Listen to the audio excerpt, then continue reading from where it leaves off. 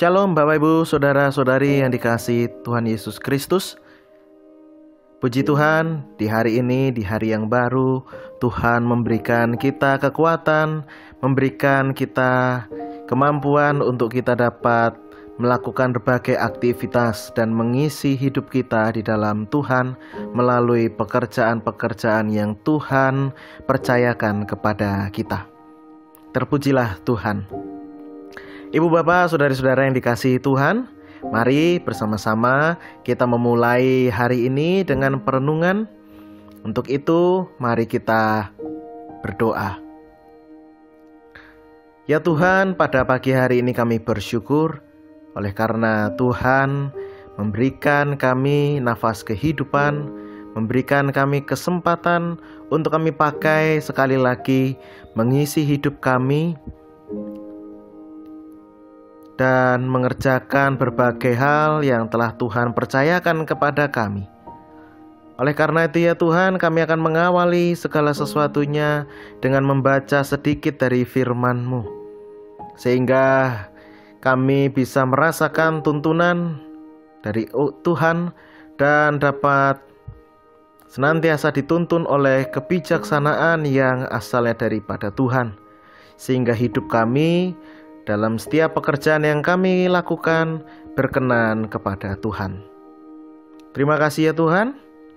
Kiranya hikmat Tuhan menolong kami dalam kami membaca, merenungkan firman Tuhan di pagi hari ini. Di dalam nama Tuhan Yesus Kristus kami berdoa. Amin. Bapak Ibu Saudara yang dikasihi Tuhan Yesus Kristus, bacaan kita diambil dari Kitab Imamat pasal 19 ayat 18 yang demikian. Janganlah engkau menuntut balas dan janganlah menaruh dendam terhadap orang-orang sebangsamu, melainkan kasihilah sesamamu manusia seperti dirimu sendiri. Akulah Tuhan. Demikianlah firman Tuhan. Judul perenungan kita yaitu tidak menuntut balas. Bapak Ibu Saudara yang terkasih dalam Tuhan Yesus Kristus, jika dipukul atau merasa dirugikan, disakiti, direndahkan, maka tidak jarang orang akan mengambil sikap untuk membalas. Mengapa membalas? Ada tujuan tertentu di balik sikap membalas. Salah satunya adalah supaya dia merasakan apa yang aku rasakan, bahkan kalau bisa lebih parah, lebih sakit, dan lebih dari yang aku rasakan. Secara jujur, membalas memberikan kepuasan kepada diri sendiri. Ibarat kita memberi makan kepada ego kita. Namun berita buruknya, semakin banyak makanan yang kita berikan kepada ego kita, maka semakin bertambah pula porsi makanan ego kita. Kelihatannya di awal membalas satu kali cukup, tetapi setelah membalas satu kali dirasa tidak cukup. Dan akhirnya membalas membuat diri kita semakin haus untuk terus dan terus dan terus untuk membalas. Sebagai orang percaya, Tuhan menghendaki supaya kita tidak menuntut balas kepada orang sebangsa atau kepada siapapun. Rasa sakit yang diterima, ya diterima tanpa menuntut balas. Rasa kecewa yang diterima, ya diterima tanpa menuntut balas. Rasa direndahkan, ya diterima tanpa menuntut balas.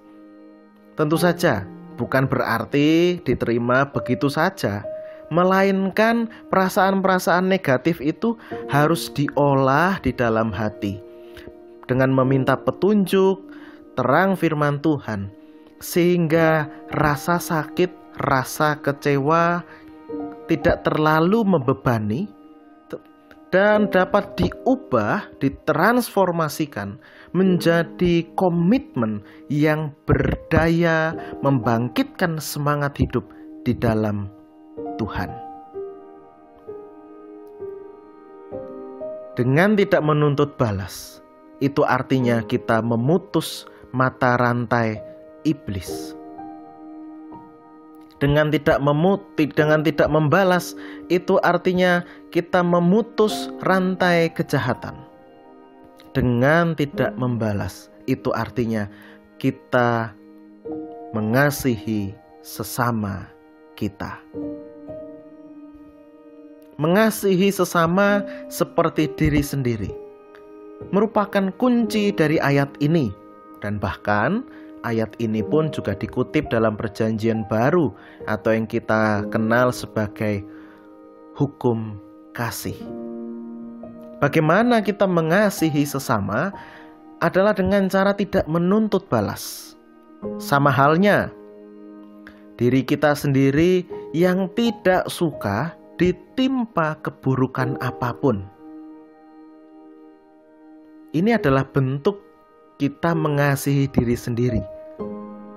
Kita mengharapkan segala sesuatu yang terbaik, yang baik itu terjadi dalam hidup kita.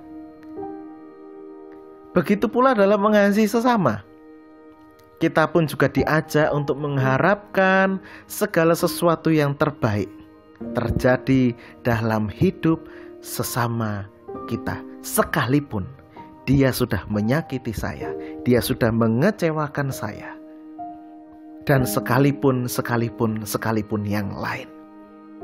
Tidak menuntut balas, melainkan mengasihi sesama sama seperti mengasihi diri sendiri. Inilah yang Tuhan kehendaki dalam hidup kita. Kiranya Tuhan memampukan kita. Amin. Mari kita bersatu dalam doa.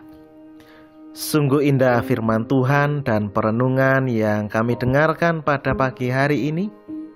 Oleh karena itu ya Tuhan, tolong kami, tuntun kami untuk kami dapat menguasai hati kami dengan cinta kasih, sehingga dapat menerima segala sesuatu yang buruk di dalam hati kami, mengolahnya bersama-sama dengan cinta kasih Tuhan, mengubahnya menjadi daya kekuatan yang memberikan semangat berkomitmen hidup dalam cinta kasih Tuhan.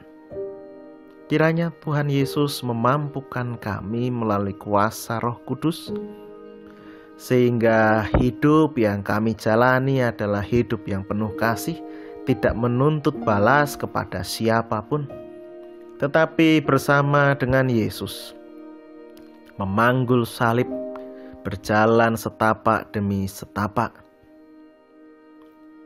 dan merasakan bagaimana besarnya cinta kasih Tuhan di dalam pengampunan.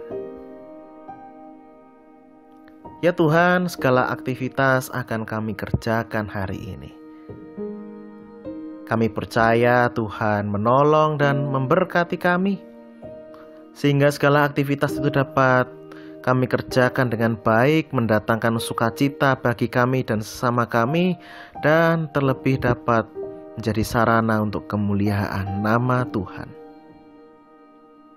Terima kasih ya Tuhan, kami serahkan hidup kami seutuhnya dalam tangan kasih Tuhan, di dalam nama Tuhan Yesus Kristus kami berdoa dan memohon. Amin. Kiranya kasih karunia dan damai sejahtera dari Allah Bapa kita, dari Tuhan Yesus Kristus, dan persekutuan dengan Roh Kudus menyertai Bapak Ibu saudara-saudari sekalian kini hingga selamanya. Amin.